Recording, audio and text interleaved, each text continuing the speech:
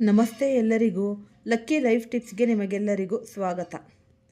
ಈಗ ನಾವು ಒಂದು ಜೀವನ ನಡೆಸಬೇಕು ಅನ್ನೋದಾದರೆ ಅಲ್ವಾ, ಎಷ್ಟೇ ಕಷ್ಟಗಳಿದ್ರೂ ನಾವು ಜೀವನ ಅನ್ನೋದು ನಡೆಸ್ತಾನೆ ಇರ್ತೀವಿ. ಆದರೆ ನಮಗೆ ಈ ಬೆನ್ನ ಹಿಂದೆ ಶತ್ರುಗಳು ಇರ್ತಾರೆ, ಗೊತ್ತಿಲ್ಲದಲೇ ಶತ್ರುಗಳಿರ್ತಾರೆ, ಗೊತ್ತಿದ್ದೂ ಕೂಡ ಶತ್ರುಗಳು ಇದ್ದೇ ಇರ್ತಾರೆ. ಎಷ್ಟೇ ಒಳ್ಳೆಯವರಾಗಿದ್ದರೂ ಶತ್ರುಗಳು ಅನ್ನೋರು ಇದ್ದೇ ಇರ್ತಾರೆ. ಕಡಿಮೆ ಇರ್ತಾರೆ, ಇಲ್ಲಾಂದರೆ ಜಾಸ್ತಿ ಇರ್ತಾರೆ. ಹಾಗಾಗಿ ಇಂದಿನ ಒಂದು ಧಾವಂತದ ಜಗತ್ತಿನಲ್ಲಿ ನಾವು ಎಷ್ಟೇ ಒಳ್ಳೆಯವರಾಗಿದ್ದರೂ ನಮ್ಮ ಏಳಿಗೆಯನ್ನು ಸಹಿಸದವರು, ನಮ್ಮ ಬೆನ್ನ ಹಿಂದೆ ಸಂಚು ರೂಪಿಸುವವರು ಇದ್ದೇ ಇರುತ್ತಾರೆ. ಕೆಲವೊಮ್ಮೆ ನಮಗೆ ತಿಳಿಯದಂತೆ ನಮ್ಮ ಹಿತೈಷಿಗಳ ಈ ಒಂದು ಸೋಗಿನಲ್ಲಿರುವವರೇ ನಮ್ಮ ಶತ್ರುಗಳಾಗಿ ಇರ್ತಾರೆ. ಇಂತಹ ಒಂದು ಶತ್ರುಗಳ ಕಾಟದಿಂದ, ಈ ದೃಷ್ಟಿ ದೋಷದಿಂದ ಅಥವಾ ನಿಮ್ಮ ವ್ಯಾಪಾರ ಈ ವಹಿವಾಟುಗಳಲ್ಲಿ ಎದುರಾಗುವ ಒಂದು ಅಡೆತಡೆ ನೀವು ಬೇಸತ್ತಿದ್ದೀರ. ಹಾಗಾಗಿ ಈ ದಿನ ನಾವು ಈ ಪುರಾತನ ತಾಂತ್ರಿಕ ಶಾಸ್ತ್ರಗಳಲ್ಲಿ ಉಲ್ಲೇಖವಾಗಿರುವ ಅತ್ಯಂತ ಪ್ರಭಾವಶಾಲಿ ಮತ್ತು ಸರಳವಾದ ಈ ಒಂದು ಕರ್ಪೂರದ ರಹಸ್ಯ ಉಪಾಯದ ಬಗ್ಗೆ ನಾವು ತಿಳಿಯೋಣ. ಕರ್ಪೂರ ಎನ್ನುವುದು ಕೇವಲ ದೇವರಿಗೆ ಆರತಿ ಬೆಳಗುವ ವಸ್ತುವಲ್ಲ. ಇದು ನಕಾರಾತ್ಮಕ ಶಕ್ತಿಯನ್ನು ಕ್ಷಣಾರ್ಧದಲ್ಲಿ ಸುಟ್ಟು ಭಸ್ಮ ಮಾಡುವ ಒಂದು ದಿವ್ಯ ಅಸ್ತ್ರ ಅಂತಲೇ ಅನ್ಬಹುದು. ಈ ವಿಡಿಯೋವನ್ನು ನೀವು ಅತ್ಯಂತ ಶಾಂತವಾದ ಜಾಗದಲ್ಲಿ ಕುಳಿತು ಕೇಳಿಸಿಕೊಳ್ಳಿ, ಏಕೆಂದರೆ ಇಲ್ಲಿ ಹೇಳುವ ಪ್ರತಿಯೊಂದು ಮಾತು ನಿಮ್ಮ ಜೀವನದ ದಿಕ್ಕನ್ನೇ ಬದಲಿಸುವ ಮಹಾನ್ ಶಕ್ತಿ ಹೊಂದಿದೆ. ಶಾಸ್ತ್ರಗಳ ಪ್ರಕಾರ ಕರ್ಪೂರವು ಸಾಕ್ಷಾತ್ ಅಗ್ನಿದೇವನ ಸ್ವರೂಪ. ಇದು ವಾತಾವರಣವನ್ನು ಶುದ್ಧೀಕರಿಸುವುದು ಮಾತ್ರವಲ್ಲದೆ ಮನುಷ್ಯನ ಸುತ್ತಲಿರುವ ಕೆಟ್ಟ ಆಲೋಚನೆಗಳ ಪ್ರಭಾವವನ್ನು ತಡೆಯುತ್ತೆ. ಯಾರಾದರೂ ನಿಮ್ಮ ಮೇಲೆ ತಂತ್ರ ಮಂತ್ರ ಮಾಡಿಸಿದ್ದರೆ ಅಥವಾ ಕಣ್ಣು ಹಾಕಿದರೆ ಕರ್ಪೂರದ ಜ್ವಾಲೆ ಅದನ್ನು ಬೇರು ಸಮೇತ ಕಿತ್ತೆಸೆಯುತ್ತೆ. ಶತ್ರು ಎಷ್ಟೇ ಬಲಿಷ್ಠನಾಗಿದ್ದರೂ ಈ ಒಂದು ತಾಂತ್ರಿಕ ಉಪಾಯಗಳ ಮುಂದೆ ಅವನು ಮಂಡಿಯೂರಿ ಕ್ಷಮೆ ಕೇಳುವ ಪರಿಸ್ಥಿತಿ ನಿರ್ಮಾಣವಾಗುತ್ತೆ. ಈ ಪ್ರಯೋಗವನ್ನು ಮಾಡಲು ನೀವು ಯಾವುದೇ ಒಂದು ವಿಶೇಷ ಸ್ಥಳಕ್ಕೆ ಹೋಗಬೇಕಿಲ್ಲ. ನಿಮ್ಮ ಮನೆಯಲ್ಲೇ ಕುಳಿತು ಅತ್ಯಂತ ರಹಸ್ಯವಾಗಿ ಇದನ್ನು ಮಾಡಬಹುದು. ಈ ಕ್ರಿಯೆಯು ಶತ್ರುಗಳ ಬುದ್ಧಿಯನ್ನು ಭ್ರಮಿತಗೊಳಿಸಿ ಅವರು ಹೂಡುವ ಪ್ರತಿಯೊಂದು ಸಂಚು ಅವರಿಗೆ ತಿರುಗುಬಾಣವಾಗುವಂತೆ ಮಾಡುತ್ತೆ. ಈ ಪವಿತ್ರ ಕಾರ್ಯಕ್ಕೆ ನಿಮಗೆ 5 ಕರ್ಪೂರದ ಈ ಒಂದು ಬಿಲ್ಲೆಗಳು ಬೇಕು. ಅದರೊಂದಿಗೆ 3 ಲವಂಗಗಳು ಇರಲಿ. ನೆನಪಿಡಿ, ಲವಂಗಗಳು ಪೂರ್ಣವಾಗಿರಬೇಕು. ಅದರ ಮೇಲಿನ ಮೊಗ್ಗು ಮುರಿದಿರಬಾರದು. ಈ ಸ್ವಲ್ಪ ಹಳದಿ ಸಾಸಿವೆ, 1 ಬಿಳಿ ಕಾಗದ, ಯಾವುದೇ ಗೆರೆಗಳಿಲ್ಲದ ಒಂದು ಕಾಗದ ಆಗಬೇಕು, ಮತ್ತು 1 ಕರ್ಪೂರ ಅಂದರೆ 1 ಕಪ್ಪು ಬಣ್ಣದ ಒಂದು ಪೆನ್ನು ಅಥವಾ ಕಾಡಿಗೆಯನ್ನು ಸಿದ್ಧಪಡಿಸಿಕೊಳ್ಳಿ. ಉರಿಯಲು 1 ಮಣ್ಣಿನ ಹಣತೆ ಅಥವಾ ಒಂದು ಸಣ್ಣ ಪಾತ್ರೆ ಬೇಕಾಗುತ್ತೆ. ಮೊದಲು ಸ್ನಾನ ಮಾಡಿ ಮಡಿಯಾಗಿ ಅಥವಾ ಕೈಕಾಲು ತೊಳೆದು ಶುದ್ಧರಾಗಿ ಮನೆಯ ಒಂದು ನಿಶ್ಶಬ್ದವಾದ ಕೋಣೆಯನ್ನು ಆಯ್ದುಕೊಳ್ಳಿ. ಅಲ್ಲಿ ಯಾರೂ ನಿಮ್ಮನ್ನು ತಡೆಯಬಾರದು ಅಥವಾ ಪ್ರಶ್ನಿಸಬಾರದು. ನೆಲದ ಮೇಲೆ ಕುಳಿತು ನಿಮ್ಮ ಮುಖವನ್ನು ದಕ್ಷಿಣ ದಿಕ್ಕಿನ ಕಡೆಗೆ ಮಾಡಿ. ತಾಂತ್ರಿಕ ಕಾರ್ಯಗಳಲ್ಲಿ ದಕ್ಷಿಣ ದಿಕ್ಕಿಗೆ ವಿಶೇಷ ಪ್ರಾಮುಖ್ಯತೆ ಇದೆ. ಆ ಬಿಳಿ ಕಾಗದದ ಮೇಲೆ ಕಪ್ಪು ಪೆನ್ನಿನಿಂದ ನಿಮ್ಮ ಶತ್ರುವಿನ ಹೆಸರನ್ನು ಬರೆಯಿರಿ. ಒಂದು ವೇಳೆ ಶತ್ರು ಯಾರೆಂದು ನಿಮಗೆ ತಿಳಿಯದಿದ್ದರೆ ಅಥವಾ ಅನಾಮಧೇಯ ವ್ಯಕ್ತಿಗಳಿಂದ ತೊಂದರೆಯಾಗುತ್ತಿದ್ದರೆ ಕೇವಲ ಶತ್ರು ಎಂದು ಬರೆಯಿರಿ. ಮಣ್ಣಿನ ಹಣತೆಯಲ್ಲಿ 1 ಕರ್ಪೂರದ ಬಿಲ್ಲೆಯನ್ನು ಇಟ್ಟು ಹಚ್ಚಿ. ಅದು ಉರಿಯುತ್ತಿರುವಾಗ ಶತ್ರುವಿನ ಹೆಸರು ಬರೆದ ಕಾಗದವನ್ನು ಅದಕ್ಕೆ ಹಾಕಿ. ನಂತರ 3 ಲವಂಗಗಳನ್ನು ಒಂದೊಂದಾಗಿ ಉರಿಯುತ್ತಿರುವ ಬೆಂಕಿಗೆ ಹಾಕಿ. ಈ ಸಮಯದಲ್ಲಿ ನಿಮ್ಮ ಮನಸ್ಸಿನಲ್ಲಿ ನನ್ನ ಜೀವನದ ಎಲ್ಲ ಅಡೆತಡೆಗಳು ದೂರವಾಗಲಿ ಎಂದು ಸಂಕಲ್ಪ ಮಾಡಿ. ಈಗ ಸ್ವಲ್ಪ ಹಳದಿ ಸಾಸಿವೆಯನ್ನು ಬಲಗೈಯಲ್ಲಿ ಹಿಡಿದು ಅದನ್ನು ನಿಮ್ಮ ತಲೆಯ ಮೇಲೆ ಗಡಿಯಾರದ ವಿರುದ್ಧ ದಿಕ್ಕಿನಲ್ಲಿ ಅಂದರೆ ಈ ಆ್ಯಂಟಿ ಕ್ಲಾಕ್ವೈಸ್ 7 ಬಾರಿ ಸುತ್ತಿ ದೃಷ್ಟಿ ತೆಗೆಯಿರಿ. ನಂತರ ಆ ಸಾಸಿವೆಯನ್ನು ಉರಿಯುತ್ತಿರುವ ಹಣತೆಗೆ ಹಾಕಿ. ಇನ್ನುಳಿದ 4 ಕರ್ಪೂರದ ಬಿಲ್ಲೆಗಳನ್ನು ಒಂದೊಂದಾಗಿ ಹಚ್ಚುತ್ತಾ, ಶತ್ರುಗಳು ನನ್ನ ಏಳಿಗೆಯನ್ನು ತಡೆಯಲು ಸಾಧ್ಯವಿಲ್ಲ, ಅವರು ಪರಾಜಿತರಾಗುತ್ತಿದ್ದಾರೆ ಎಂದು ಬಲವಾಗಿ ನಂಬಿ. ಈ ಕ್ರಿಯೆ ಮುಗಿದ ನಂತರ ಹಣತೆಯಲ್ಲಿ ಉಳಿಯುವ ಬೂದಿಯನ್ನು ಯಾರಿಗೂ ತುಳಿಯದಂತೆ ದೂರದ ನಿರ್ಜನ ಪ್ರದೇಶದಲ್ಲಿ ಅಥವಾ ಗಿಡದ ಬುಡಕ್ಕೆ ಹಾಕಿ ಬನ್ನಿ. ವಾಪಸ್ ಬರುವಾಗ ಯಾರನ್ನೂ ಮಾತನಾಡಿಸಬೇಡಿ ಮತ್ತು ಹಿಂದೆ ತಿರುಗಿ ನೋಡಬೇಡಿ. ರಾತ್ರಿಯ ಸಮಯದಲ್ಲಿ ಏಕಾಂತದಲ್ಲಿ ಕುಳಿತು 5 ಕರ್ಪೂರಗಳನ್ನು ಇಟ್ಟುಕೊಳ್ಳಿ. ಶತ್ರುವಿನ ಹೆಸರನ್ನು 3 ಬಾರಿ ಉಚ್ಚರಿಸಿ. ಪ್ರತಿಯೊಂದು ಬಾರಿ 1 ಕರ್ಪೂರವನ್ನು ಹಚ್ಚಿ ಅಗ್ನಿದೇವನ ಪ್ರಾರ್ಥನೆಯನ್ನು ಮಾಡಿ. ಈ ಕರ್ಪೂರ ಕರಗುವಂತೆ ನನ್ನ ಶತ್ರುವಿನ ಅಹಂಕಾರ ಮತ್ತು ಈ ದುಷ್ಟತನ ಕರಗಿ ಹೋಗಲಿ ಎಂದು ಕೇಳಿಕೊಳ್ಳಿ. ಇದನ್ನು ಸತತ 7 ದಿನ ಮಾಡಿದರೆ ಶತ್ರು ಬಲಹೀನನಾಗುತ್ತಾನೆ. ಮಂಗಳವಾರ ಅಥವಾ ಶನಿವಾರದ ಸಂಜೆ ಕರ್ಪೂರದ ಮೇಲೆ 2 ಲವಂಗವನ್ನು ಇಟ್ಟು ಉರಿಸಿ. ಇದರ ಹೊಗೆಯು ಶತ್ರುವಿನ ದುರ್ಬುದ್ಧಿಯನ್ನು ನಾಶಪಡಿಸುತ್ತೆ. ಇದು ನಿಮ್ಮ ಮನೆಯ ಸುತ್ತ ರಕ್ಷಣಾ ಕವಚವನ್ನು ನಿರ್ಮಿಸುತ್ತೆ. 7 ಕರಿಮೆಣಸಿನ ಕಾಳುಗಳನ್ನು ಕರ್ಪೂರದೊಂದಿಗೆ ಉರಿಸಿ. ಅದರ ಹೊಗೆಯನ್ನು ಮನೆಯ ಪ್ರತಿಯೊಂದು ಮೂಲೆಗೂ ತೋರಿಸಿ. ಇದರಿಂದ ಮನೆಯಲ್ಲಿರುವ ನಕಾರಾತ್ಮಕ ಶಕ್ತಿ ಮತ್ತು ಶತ್ರುಗಳು ಕಳುಹಿಸಿದ ಈ ಕೆಟ್ಟ ದೃಷ್ಟಿ ತಕ್ಷಣವೇ ನಿವಾರಣೆಯಾಗುತ್ತೆ. 1 ನಿಂಬೆಹಣ್ಣನ್ನು 4 ಭಾಗವಾಗಿ ಸೀಳಿ ಅದರ ಮಧ್ಯೆ ಕರ್ಪೂರವನ್ನಿಟ್ಟು ಉರಿಸಿ. ಇದು ಶತ್ರುಗಳ ಆರ್ಥಿಕ ಪರಿಸ್ಥಿತಿಯನ್ನು ಕುಂದಿಸುತ್ತೆ ಮತ್ತು ಅವರು ನಿಮ್ಮ ವಿರುದ್ಧ ಮಾಡುವ ಸಂಚುಗಳು ವಿಫಲವಾಗುತ್ತೆ. 11 ಎಸಳು ಬೆಳ್ಳುಳ್ಳಿಯನ್ನು ಕರ್ಪೂರದೊಂದಿಗೆ ಸುಡುವುದರಿಂದ ಮನೆಯಲ್ಲಿ ಶಾಂತಿ ನೆಲೆಸುತ್ತೆ. ಶತ್ರುಗಳು ನಿಮ್ಮ ಮನೆಗೆ ಪ್ರವೇಶಿಸಲು ಅಥವಾ ಕೆಟ್ಟದ್ದನ್ನು ಮಾಡಲು ಹೆದರುತ್ತಾರೆ. ಕರ್ಪೂರದ ಮೇಲೆ ಸ್ವಲ್ಪ ಸಿಂಧೂರವಿಟ್ಟು ಉರಿಸುವುದು ವಿಶೇಷವಾಗಿ ಉದ್ಯೋಗ ಮತ್ತು ವ್ಯವಹಾರದಲ್ಲಿರುವ ಶತ್ರುಗಳನ್ನು ಮಟ್ಟಹಾಕಲು ಸಹಕಾರಿ. ಇದರಿಂದ ನಿಮ್ಮ ಕಾರ್ಯಕ್ಷೇತ್ರಗಳಲ್ಲಿ ನಿಮಗೆ ಗೌರವ ಹೆಚ್ಚಾಗುತ್ತೆ.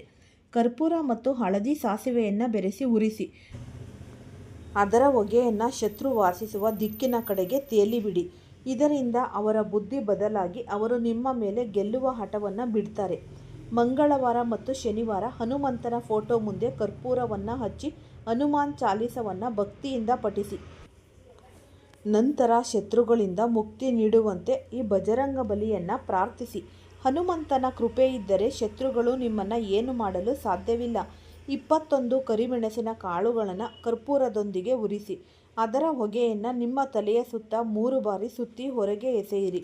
ಇದರಿಂದ ಎಷ್ಟು ವರ್ಷದ ದೃಷ್ಟಿ ದೋಷವಿದ್ದರೂ ನಿವಾರಣೆಯಾಗುತ್ತೆ. ಕರ್ಪೂರ ಉರಿದು ಉಳಿಯುವ ಬೂದಿಯನ್ನು ಒಂದು ಕಪ್ಪು ಬಟ್ಟೆಯಲ್ಲಿ ಕಟ್ಟಿ ನಿಮ್ಮ ದಿಂಬಿನ ಕೆಳಗೆ ಇಟ್ಟುಕೊಳ್ಳಿ. ಮಲಗುವ ಮುನ್ನ ಶತ್ರುವಿನ ಹೆಸರು ಹೇಳಿ. ನನ್ನ ಶತ್ರು ನಾಶವಾಗಲಿ ಎನ್ನುವುದಕ್ಕಿಂತ ಅವನ ಶಕ್ತಿ ಕ್ಷೀಣಿಸಲಿ ಎಂದು ಸಂಕಲ್ಪ ಮಾಡಿ. ಇದು ಶತ್ರುವಿಗೆ ಮಾನಸಿಕವಾಗಿ ಆತಂಕ ತರುತ್ತೆ. ಈ ತಾಂತ್ರಿಕ ಉಪಯೋಗಗಳು ಅತ್ಯಂತ ಶಕ್ತಿಶಾಲಿ. ಇವುಗಳನ್ನು ಎಂದಿಗೂ ಯಾರಿಗೂ ಅನವಶ್ಯಕವಾಗಿ ತೊಂದರೆ ಕೊಡಲು ಅಥವಾ ಒಳ್ಳೆಯವರ ಮೇಲೆ ಪ್ರಯೋಗ ಮಾಡಬೇಡಿ. ನೀವು ನಿಜವಾಗಿಯೂ ಶತ್ರುಗಳಿಂದ ತೊಂದರೆ ಅನುಭವಿಸುತ್ತಿದ್ದರೆ ಮಾತ್ರ ಈ ದಾರಿಯನ್ನು ಆಯ್ದುಕೊಳ್ಳಿ. ಅನ್ಯಾಯಕ್ಕೆ ಈ ಶಕ್ತಿಯನ್ನು ಬಳಸಿದರೆ ಅದು ನಿಮಗೆ ತಿರುಗುವ ಸಾಧ್ಯತೆ ಇದೆ. ಸತ್ಯ ಮತ್ತು ನ್ಯಾಯದ ದಾರಿಯಲ್ಲಿ ಈ ಕೆಲಸ ಮಾಡಿದರೆ ಯಶಸ್ಸು ಖಂಡಿತ ನಿಮ್ಮದಾಗುತ್ತೆ. ವಿಧಿಯ ಆಟ ಈಗ ಬದಲಾಗಿದೆ. ನಿಮ್ಮ ಜೀವನದ ಹಣೆ ಬರಹ ಈಗಾಗಲೇ ಬರೆಯಲ್ಪಟ್ಟಿದೆ. ಹಾಗಾಗಿ ನಿಮ್ಮ ಬದುಕಿನಲ್ಲಿ ಅದೆಂತಹ ಘಟನೆಗಳು ನಡೆಯಲಿವೆ ಎಂದರೆ ಅದನ್ನು ಕೇಳಿದರೆ ನೀವು ಆಶ್ಚರ್ಯಚಕಿತರಾಗ್ತೀರ. ಇದು ಕೇವಲ ಮಾತಲ್ಲ, ಪವಿತ್ರ ಭೂಮಿಯಿಂದ ಬಂದಿರುವ ಒಂದು ದಿವ್ಯ ಸಂದೇಶ ಅಂತಲೇ ಅನ್ನಬಹುದು. ಈ ಸಂದೇಶದಲ್ಲಿ ಬರೆಯಲಾದ ಪ್ರತಿಯೊಂದು ಪದವೂ ಸತ್ಯ. ಮುಂಬರುವ ದಿನಗಳಲ್ಲಿ ನೀವು ಒಬ್ಬ ಸಾಮಾನ್ಯ ವ್ಯಕ್ತಿಯಂತೆ ಬದುಕುವುದಿಲ್ಲ, ಬದಲಾಗಿ ಒಬ್ಬ ರಾಜನಂತೆ ವೈಭೋಗದ ಜೀವನವನ್ನು ನಡೆಸಲಿದ್ದೀರಿ. ಲಕ್ಷಾಂತರ ರೂಪಾಯಿಗಳ ಒಡೆಯರಾಗಿದ್ದ ನೀವು ಈಗ ಕೋಟ್ಯಾಧಿಪತಿಗಳಾಗುವ ಸಮಯ ಹತ್ತಿರ ಬಂದಿದೆ. ಇದು ಹೇಗೆ ಸಾಧ್ಯ? ಇದರ ಹಿಂದಿನ ರಹಸ್ಯವೇನು ಎಂಬುದನ್ನು ನಾವು ಈ ಸುದೀರ್ಘ ಚರ್ಚೆಯಲ್ಲಿ ವಿವರವಾಗಿ ನೋಡೋಣ. ಮುಂಬರುವ ಈ ದಿನಗಳು ನಿಮ್ಮ ಜೀವನದಲ್ಲಿ ಸುವರ್ಣಾವಕಾಶಗಳನ್ನು ಹೊತ್ತು ತರಲಿವೆ. ಇಂತಹ ಅದೃಷ್ಟದ ಸಮಯ ಎಲ್ಲರಿಗೂ ಸಿಗುವುದಿಲ್ಲ.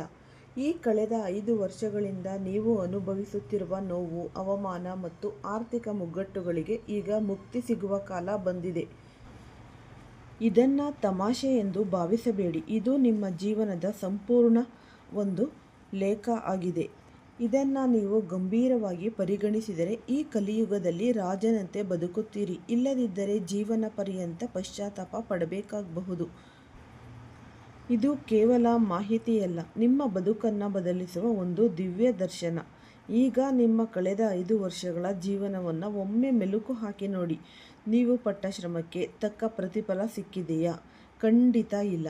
ಆದರೆ ಈಗ ಕಾಲ ಬದಲಾಗಿದೆ. ಮುಂಬರುವ ದಿನಗಳಲ್ಲಿ ನೀವು ಮಾಡುವ ಕೆಲಸಗಳು ನಿಮ್ಮ ಸುತ್ತಮುತ್ತಲಿನವರನ್ನು ಬೆರಗುಗೊಳಿಸುತ್ತೆ. ಯಾರು ನಿಮ್ಮನ್ನು ನೋಡಿ ಇವನು ಜೀವನದಲ್ಲಿ ಏನೂ ಮಾಡಲು ಸಾಧ್ಯವಿಲ್ಲ ಎಂದು ಕರೆಯುತ್ತಿದ್ರೋ, ಯಾರು ನಿಮ್ಮನ್ನು ಅವಮಾನಿಸಿದ್ರೋ ಅವರೇ ಈಗ ನಿಮ್ಮ ಬಳಿ ಬಂದು ಕ್ಷಮೆ ಕೇಳುವ ಪರಿಸ್ಥಿತಿ ನಿರ್ಮಾಣವಾಗಲಿದೆ. ನಿಮ್ಮ ಯಶಸ್ಸನ್ನು ಕಂಡು ಶತ್ರುಗಳು ಅಸೂಯೆಯಿಂದ ಬೆಂದು ಹೋಗಲಿದ್ದಾರೆ.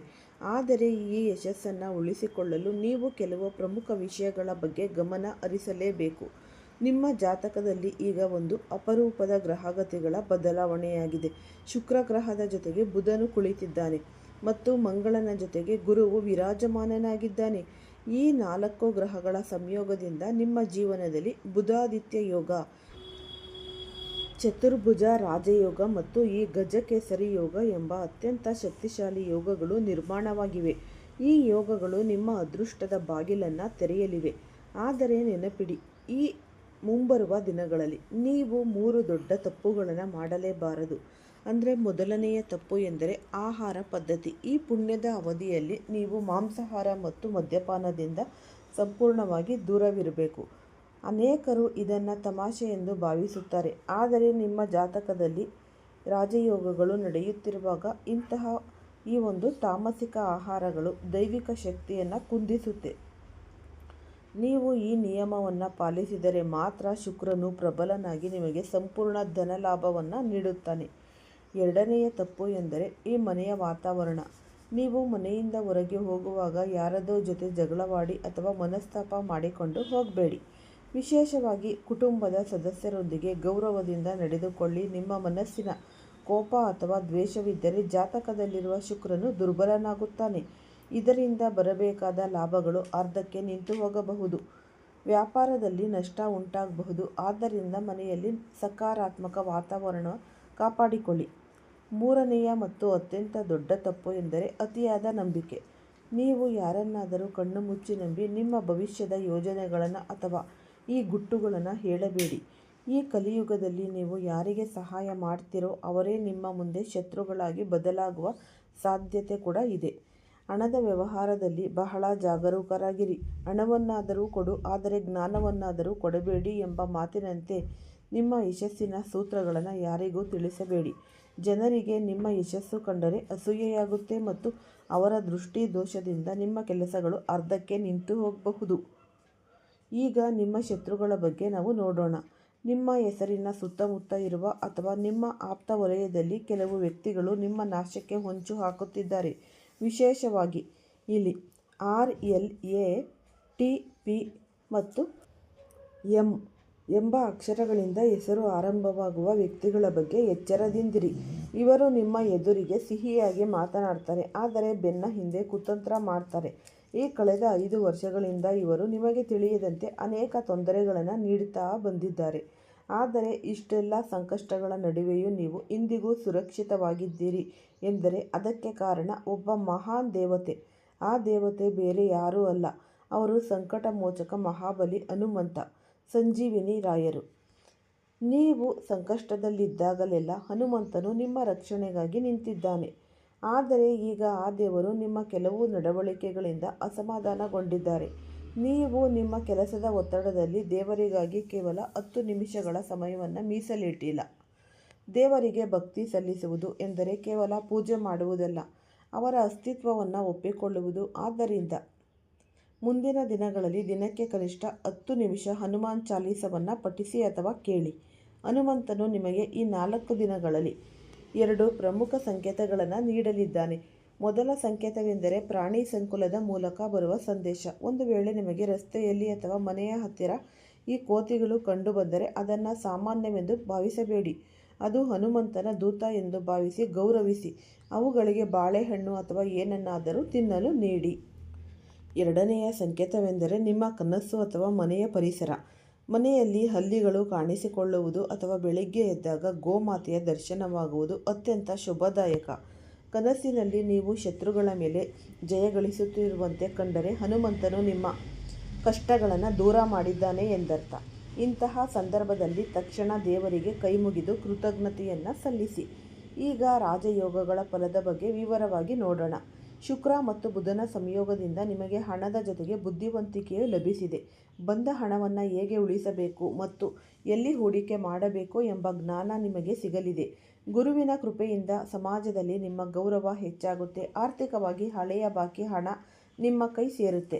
ಕಚೇರಿಯಲ್ಲಿ ಅಥವಾ ವ್ಯವಹಾರದಲ್ಲಿ ದೊಡ್ಡ ಜವಾಬ್ದಾರಿಗಳು ನಿಮಗೆ ಸಿಗುತ್ತೆ. ನಿಮ್ಮ ಮಾತಿಗೆ ಈಗ ಬೆಲೆ ಬರಲಿದೆ. ಕುಟುಂಬದಲ್ಲಿ ಇದ್ದ ಅಸಮಾಧಾನಗಳು ದೂರವಾಗಿ ಶಾಂತಿ ನೆಲೆಸುತ್ತೆ. ಪ್ರೇಮ ಸಂಬಂಧಗಳಲ್ಲಿ ಮಧುರತೆ ಉಂಟಾಗುತ್ತೆ. ಕೆಲವು ಸರಳ ಪರಿಹಾರಗಳನ್ನು ಪಾಲಿಸಿ. ಪ್ರತಿದಿನ ಬೆಳಿಗ್ಗೆ ಎದ್ದ ಕೂಡಲೇ ದೇವರ ಮುಂದೆ ಒಂದು ದೀಪವನ್ನು ಹಚ್ಚಿ. ಶಕ್ತಿಗನುಸಾರವಾಗಿ ಬಡವರಿಗೆ ಅಥವಾ ಅಗತ್ಯವಿರುವವರಿಗೆ ಬಿಳಿ ಬಣ್ಣದ ವಸ್ತ್ರಗಳನ್ನು, ಹಾಲು, ಅಕ್ಕಿ ಅಥವಾ ಸಕ್ಕರೆ ದಾನ ಮಾಡಿ. ಮಂಗಳವಾರದಂದು ಹನುಮಂತನ ದೇವಸ್ಥಾನಕ್ಕೆ ಭೇಟಿ ನೀಡಿ ನೆನಪಿಡಿ. ಕೃಷ್ಣನು ಹೇಳಿದಂತೆ ನಿಮ್ಮ ಕೆಲಸವೇ ಪೂಜೆ ಎಂದು ಭಾವಿಸಿ ಪ್ರಾಮಾಣಿಕವಾಗಿ ಕಾರ್ಯವನ್ನು ನಿರ್ವಹಿಸಿ. ನಿಮ್ಮ ಮನಸ್ಸು ಶುದ್ಧವಾಗಿದ್ದರೆ ಮತ್ತು ನಿಯತ್ತು ಸರಿಯಾಗಿದ್ದರೆ ಅದೃಷ್ಟವು ನಿಮ್ಮ ಸೇವಕನಂತೆ ಹಿಂಬಾಲಿಸುತ್ತೆ. ಈ 4 ದಿನಗಳು ನಿಮ್ಮ ಬದುಕಿನ ಹೊಸ ಅಧ್ಯಾಯಕ್ಕೆ ನಾಂದಿ ಹಾಡುತ್ತಿವೆ. ದೈವಿಕ ಕೃಪೆ ಸದಾ ಶಾಶ್ವತವಾಗಿ ನಿಮ್ಮ ಮೇಲೆ ಇರುತ್ತೆ. ಈ ವಿಡಿಯೋ ಇಷ್ಟ ಆಗಿದ್ದಲ್ಲಿ ಲೈಕ್ ಮಾಡಿ, ಶೇರ್ ಮಾಡಿ, ಸಬ್ಸ್ಕ್ರೈಬ್ ಮಾಡಿ. ಎಲ್ಲರಿಗೂ ಸಹ ಧನ್ಯವಾದಗಳು.